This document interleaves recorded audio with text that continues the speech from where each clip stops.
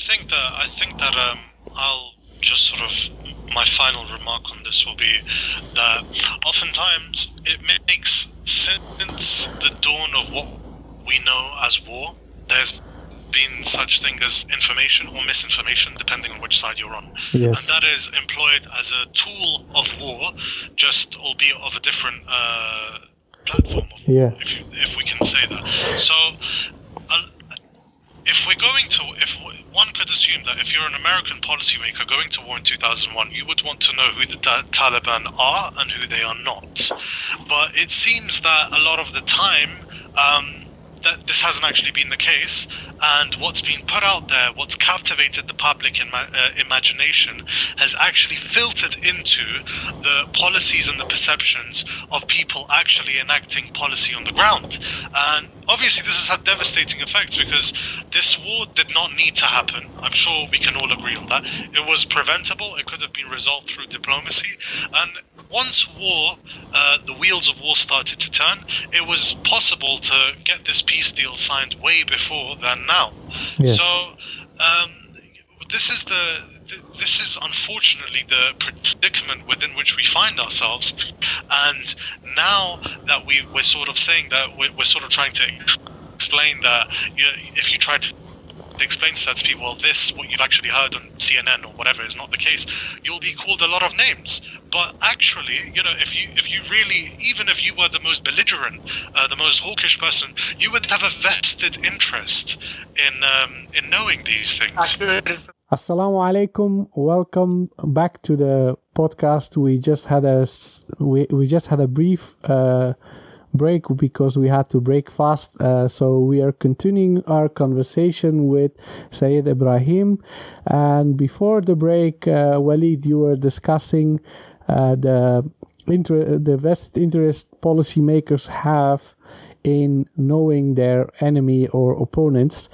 I would like just to add the following, is that in any circumstances when you are at war, or maybe a simple normal negotiation, any kind of political or business-like environment, you have to have a clear picture of who you're dealing with, who the people you have against you or on your opposite side, so that whatever outcome you are pursuing, you have to be able to know what your counterpart wants and desires and what motivates them.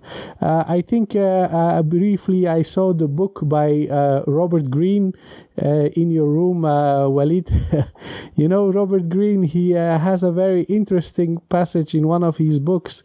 It's about Macnaghten, who was a British I think this was in the 33 Strategies of War. Yes. He says that one of the biggest mistakes Macnaghten made when he went to Kabul is that he assumed that he can buy his opponent by offering them money. And those tribal leaders, when they said, yes, all right, we will sit with you and we will talk, they sat with him, but eventually, under leadership of Wazir Akbar Khan, they killed Macnaghten. And the lesson that Robert Greene is trying to give by telling the story is that you have to know who you're dealing with. And what's the problem in Afghanistan is, like, for the last 19 years, a lot of what is being said was obviously false. It didn't really make much sense. And the Taliban did not really manage to improve their own image, because they resorted to all sorts of brutality and violence and attacks where a lot of innocent people died. So the current situation is as follows, if I'm not mistaken, is that the American policymakers, especially at the State Department, they have now reached a point where they think, okay, we have to deal with these people. And the deal they have made with the Taliban is approved by the United Nations. So now the Taliban are reaching a stage where they have never been before. Yeah, They never had this kind of official recognition. So I think they are under a lot of pressure to perform and to act as a legitimate political entity, which is not really happening right now because they are continuing their attacks where a lot of Afghans are dying. They're not attacking the Americans. So it's a very problematic situation. However, on the other hand, the other parties who are involved in this current settlement, this political possible political negotiation between the Taliban and the Afghan government, they also need to clear out their minds and heads about what are they dealing with, who are they dealing with. And the international community, the media, the human rights organizations, they also need to maybe reassess their own picture of the whole situation and who is who and who did what and what are the objectives of different parties and groups involved. I think these are the topics that we obviously will be discussing in our future podcast again and again. But for now, what are the main points that we still need to cover for today's conversation? I mean, I would say we've covered pretty much the fact that the Taliban are not Salafi. They're not Ikhwani, right? Yeah. Which actually, you need. Then there needs to be quite a conversation about that, given that the idea is so prevalent. Yeah. And so much, so much of the audience on Afghanistan is not actually aware of the intricacies of Islamic polemics, which is where all of these differences are rooted.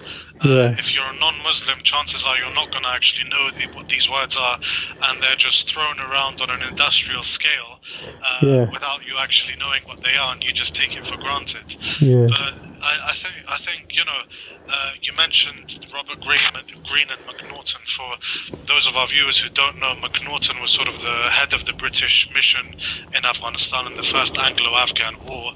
He tried to bribe Afghan tribal leaders into submission, and they ended up killing him, obviously. And we see, you see parallels of this in the present day in Afghanistan, and as well elsewhere, of confirmation bias. We look for what we think is our view, what vindicates our view.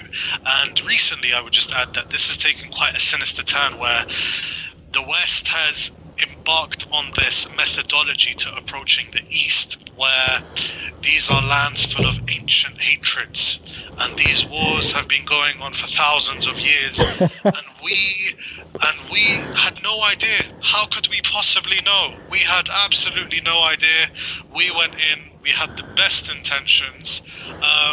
We got sucked in by these evil guys who always want to fight each other, as they've been doing for thousands of years, and we need to get out and let them continue fighting.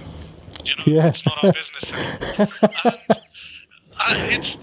And you see it echoed by politicians on the left and on the right.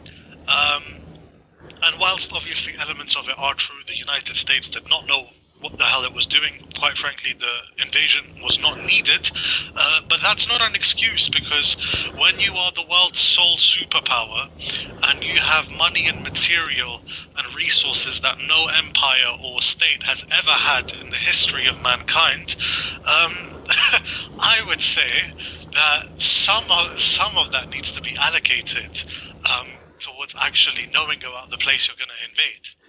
Yes. You see it in Iraq as well. The Sunnis and the Shias, they've been going at it for thousands of years. The Arabs and the Kurds. They hate each other.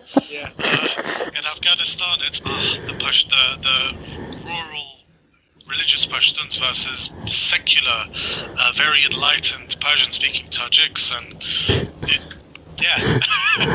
very. It got us to where we are. True. So part of this is, the sort of meta narratives we were talking about at the start. part of it is also just convenience, sort of. It's basically convenience. Like I remember when in the mid 2000, around 2006, maybe 2007, when the United States was doing its surge in Iraq, which was they were going to flood in more troops and basically. So at that point, they were saying that that Sunnis and Shias, they hate each other. They've been slaughtering each other, etc., etc., which had a big element of truth because that was going on. At the same time, and they stepped in as protectors of the Sunnis, and they were going to try to moderate the Shias or whatever. In literally 1 or 2 years before, it had been the exact opposite. We're gonna, I remember reading, people very close to the government were saying, basically, the problem is Iraq Sunnis, they need to be wiped out. They're all Ba'athists, so Yeah. they're whatever. So, and it was like a sea change. So, and actually, just quickly going on to the Iraq example. In Iraq, around 2003 to 2004, which was the actual war, as opposed to insurgency sort of thing. That was Fallujah and all these sorts of places. At that point, the Sunni insurgents and the sort of not exactly insurgent, but people like Muqtada Sadr or whatever. Yeah. They had been more or less on the same page. There was more or less, respect or coordination or whatever between them. And the American commander at that time, who I think it was Sanchez, Ricardo Sanchez, but I remember reading a sort of directive by him that we have to break up the Sunnis and the Shias. So in a sense they did. In the Iraqi case, they said to make a strong central government, we need to provide the government with this security and that these troops or whatever, these weapons, and these are the same ones that were soon taken over by Shia militias. And then when they realized, Iran has a big stake in this, then they started saying, we're going to protect the Sunnis against the Iranian-backed Shias or whatever. So there's a lot of political, just sort of convenience. They sort of make this narrative. And the other thing, of course, is like you're saying, a lot of it now is also echoed by people on the left or the right who are anti-interventionist, and for them it's the rest of the world are barbarians. We shouldn't be the world's policemen. Yeah. We had such good intentions, but Yeah. if only we knew. Yeah, exactly. So, and then in the Afghan case, you had you had this idea of variously. First, at one point, the Taliban were shown as sort of a Pashtun thing, or exclusively Pashtun, or like the passage you showed me, I think a couple of days ago, where someone said that the Pashtuns throughout the land, rejoiced when they were there, when they took over. That was a book called Canada in Afghanistan. I can't actually remember the Peter Piggott or something like that. It read like a propaganda piece from the 1990s. This was in 2007, and around that time, there was a huge amount of literature that was basically pushing this idea, the vast majority of popular books on. Yeah, and they would write really funny stuff like the Taliban are all Ghalji, and they would categorize these people all as Ghalji. Like, for instance, they're so ignorant. They would say Jalaluddin Haqqani, he's Ghalji, and he's Zadran. Zadran is a Karlani, is a whole different. But they would write these books, and these books would be quoted, and people would write reviews. And it was very much divorce, and then. Around the 2010s, when they started, when they had when they were more invested in the war, they realized that a lot of this stuff was not true. So you see a lot of books there's a book by Carter Malkasian or Kazian, I'm not sure how to pronounce it, but he was basically an intelligence officer in Afghanistan and in Iraq. So he's written very thoughtful books on both of them. He was obviously invested in counterinsurgency. But he was one of those people who, for the purposes of counterinsurgency, he tried to understand, the dynamics or whatever. So his book is pretty good. There's a book by Mike Martin called, it's also about Helmand. It's called An Intimate War. That's a very good book. And these are very in-depth books, and, they sort of get into how